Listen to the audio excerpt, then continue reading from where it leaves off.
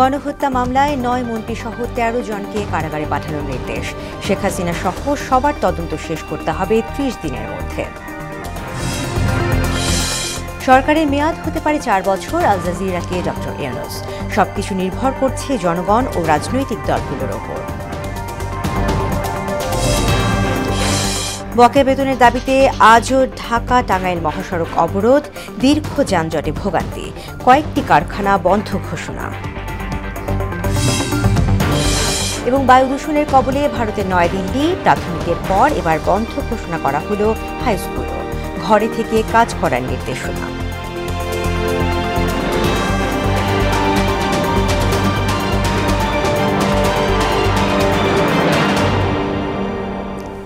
আসসালামু আলাইকুম, মোহনা সংবাদে সবাইকে স্বাগত।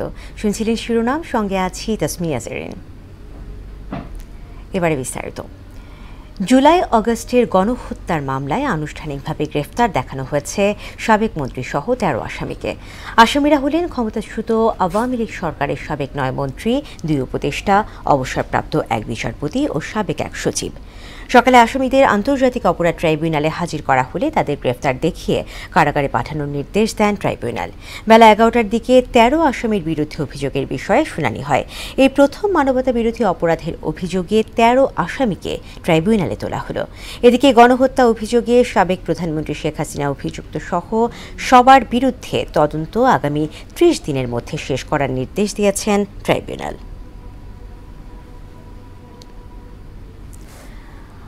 অন্তর্বর্তী সরকারের মেয়াদ অবশ্যই ৪ বছরের কম হবে, তবে এটি আরও কম হতে পারে, যদিও তা নির্ভর করবে জনগণ ও রাজনৈতিক দলগুলোর ইচ্ছার ওপর। কাতার ভিত্তিক সংবাদ মাধ্যম আল জাজিরাকে দেয়া সাক্ষাৎকারে এসব কথা বলেন প্রধান উপদেষ্টা ডক্টর মোহাম্মদ ইউনূস। জনগণ ও রাজনৈতিক দলের মতামতের ভিত্তিতে পুরো সরকার ব্যবস্থা সংস্কার ও সংবিধান পরিবর্তনের কাজ চলছে বলেও জানান তিনি। বিস্তারিত জানাচ্ছেন মোহাম্মদ ওয়ালিউল্লাহ। সম্প্রতি আজারবাইজানে অনুষ্ঠিত জলবায়ু সম্মেলন চলাকালীন ফাঁকে কাতার ভিত্তিক সংবাদ মাধ্যম আল জাজিরাকে সাক্ষাৎকার দেন অন্তর্বর্তী সরকারের প্রধান উপদেষ্টা প্রফেসর মোহাম্মদ ইউনূস, যা রোববার সম্প্রচার করেছে টেলিভিশনটি। সাক্ষাৎকারে ডক্টর ইউনূস বলেন, অন্তর্বর্তী সরকার কোনোভাবেই স্থায়ী সরকার নয়। নিয়মিত সরকারের মেয়াদ ৫ বছর, তবে নতুন সংবিধানে সরকারের মেয়াদ ৪ বছর হতে পারে, কারণ মানুষ সরকারের মেয়াদ কম চায়। প্রধান উপদেষ্টা জানান, সরকারের লক্ষ্য হচ্ছে যত দ্রুত সম্ভব সংস্কার কাজ শেষ করা, কারণ অন্তর্বর্তী সরকার ৪ বছরের জন্য আসেনি। যদি রাজনৈতিক দলগুলো চায়, তাহলে সংস্কার প্রক্রিয়া বাদ দিয়ে দ্রুত নির্বাচন দেওয়া হবে। তিনি বলেন, বাংলাদেশে মানুষ নতুন কিছু চায়, তাই পুরো সরকার ব্যবস্থায় সংস্কার আনা হচ্ছে। সাক্ষাৎকারে চলমান সংস্কার প্রক্রিয়া, নির্বাচনের প্রস্তুতি এবং ভবিষ্যৎ কূটনৈতিক সম্পর্কের দিক নির্দেশনা সম্পর্কেও মতামত তুলে ধরেন ডক্টর মোহাম্মদ ইউনূস। মোহাম্মদ ওয়ালিউল্লাহ, মোহনা সংবাদ। গাজীপুরের কাশিমপুর এলাকায় বকেয়া বেতনের দাবিতে আজও ঢাকা টাঙ্গাইল মহাসড়ক অবরোধ করেছে বেক্সিমকো ইন্ডাস্ট্রিয়াল পার্কের পোশাক কারখানার শ্রমিকরা।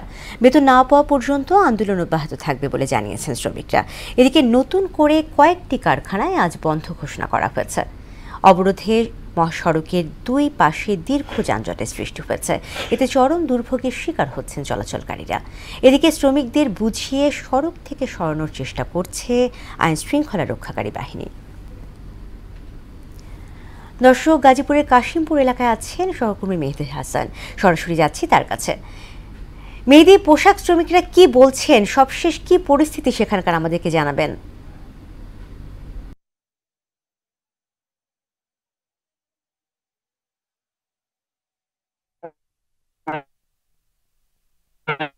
জেরিন যেমনটি বলেছিলেন যে আজকেও তো যে ঢাকা টাঙ্গাইল বেক্সিমকো ইন্ডাস্ট্রিয়াল পার্কের যে ৪০,০০০ ওয়াল শ্রমিক রয়েছে, সেই শ্রমিকরা কিন্তু এই রাস্তাটি অবরোধ করে রেখেছে।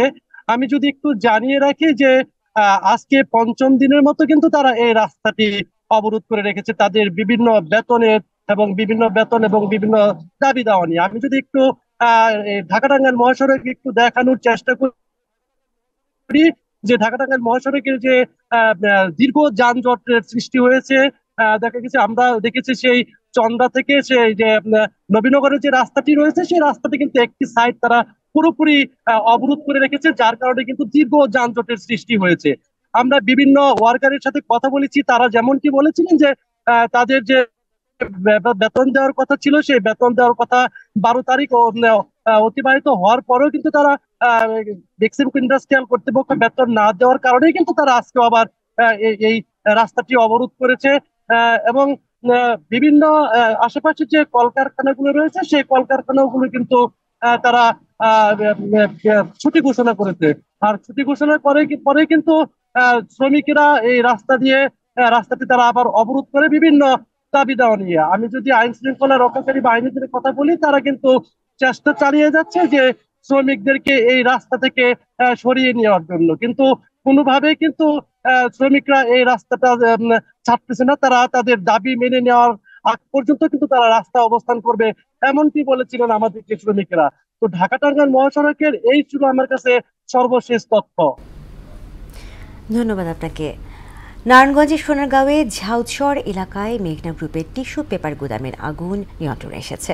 ফায়ার সার্ভিসের 14টি ইউনিটের 4 ঘন্টার চেষ্টায় আগুন নিয়ন্ত্রণে আসে। এর আগে ভোর 5টার দিকে এ আগুন লাগে। মুহূর্তেই তা ছড়িয়ে পড়ে পুরো গুদামে। বলা হচ্ছে আগুনে প্রায় কয়েকশো কোটি টাকার মালামাল পুড়ে গেছে। ফায়ার সার্ভিস ঢাকা বিভাগ উপপরিচালক সালাউদ্দিন বলেন, টিস্যু গুদামের আগুন নিয়ন্ত্রণে প্রায় 14টি ইউনিট কাজ করছে। তদন্ত কমিটির প্রতিবেদনের পর জানা যাবে আগুন লাগার কারণ এবং ক্ষয়ক্ষতির পরিমাণ।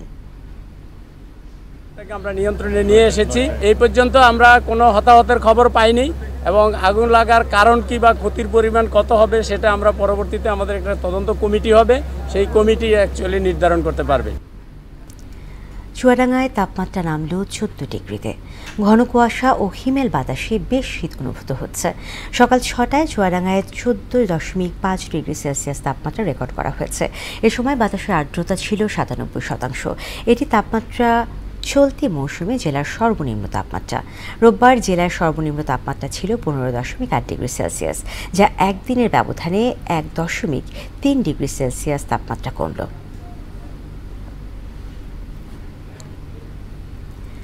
রাজবাড়ী পৌরসভার বেশিরভাগ সড়ক সংস্কারের অভাবে চলাচলের অনুপযোগী হয়ে পড়েছে।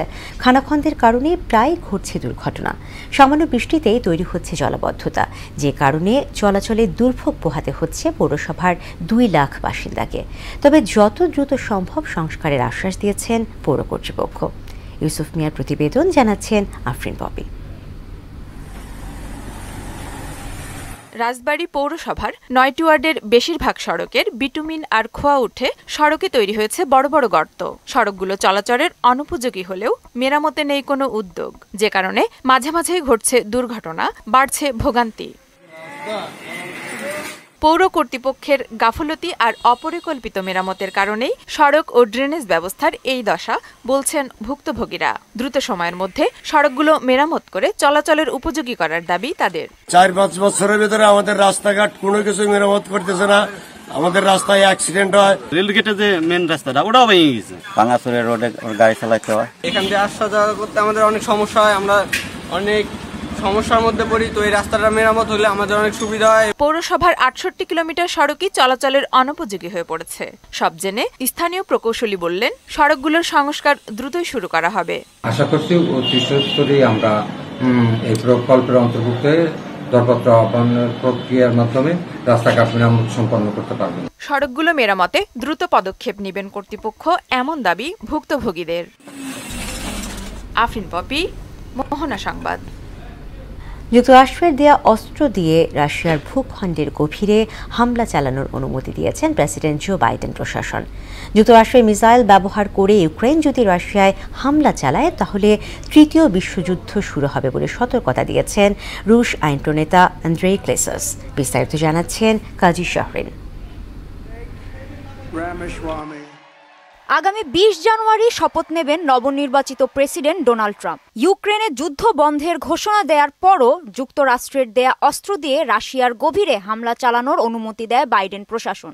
এ কারণে ট্রাম্প প্রেসিডেন্ট নির্বাচিত হওয়ার পর ওয়াশিংটনের নীতিতে বড় ধরনের পরিবর্তন আসতে যাচ্ছে। রাশিয়ায় দূরপাল্লার হামলা চালানোর পরিকল্পনা করছে ইউক্রেন, তবে নিরাপত্তার স্বার্থে হামলা সম্পর্কে বিস্তারিত কিছু জানায়নি তারা। সামরিক স্থাপনায় হামলা চালানোর অনুমতির জন্য কয়েক মাস ধরে অপেক্ষা করছিলেন ইউক্রেনের প্রেসিডেন্ট জেলনস্কি। অন্যদিকে ইউক্রেন সীমান্তের রণক্ষেত্রগুলোতে উত্তর কোরিয়ার সেনা মোতায়েন করেছে রাশিয়া। বিষয়টি নিয়ে ওয়াশিংটন ও কিয়েভ শঙ্কা প্রকাশ করেছে। যদি ইউক্রেন যুক্তরাষ্ট্রের মিসাইল ব্যবহার করে রাশিয়ায় হামলা চালায়, তাহলে তৃতীয় বিশ্বযুদ্ধ শুরু হওয়ার আশঙ্কা করছেন আন্তর্জাতিক সম্পর্ক বিশ্লেষকেরা। কাজী শাহরিন, মোহনা সংবাদ। শেষ করব মোহনা সংবাদ, যাবার আগে শিরোনামগুলো আরও একবার।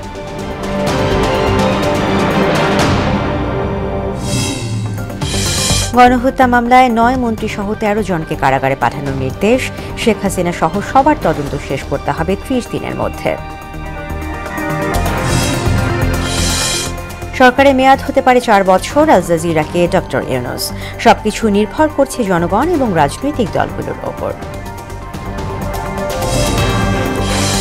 বকেয়া বেতনের দাবিতে আজও ঢাকা টাঙ্গাইল মহাসড়ক অবরোধ, দীর্ঘ যানজটে ভোগান্তি, কয়েকটি কারখানা বন্ধ ঘোষণা।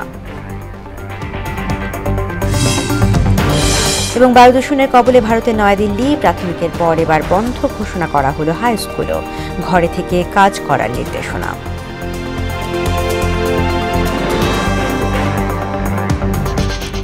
দর্শক, এই ছিল মোহনা সংবাদে। পরবর্তী সংবাদ বিকেল 5:30টায়। এর আগে সংবাদ এক নজরে দেখবেন বেলা 3টায়। এছাড়া মোহনার সবশেষ খবর জানতে ভিজিট করুন www.mohana.tv। সংবাদ দেখতে পারেন আমাদের ফেসবুক পেজ ও ইউটিউবও। এতক্ষণ সঙ্গে থাকার জন্য ধন্যবাদ।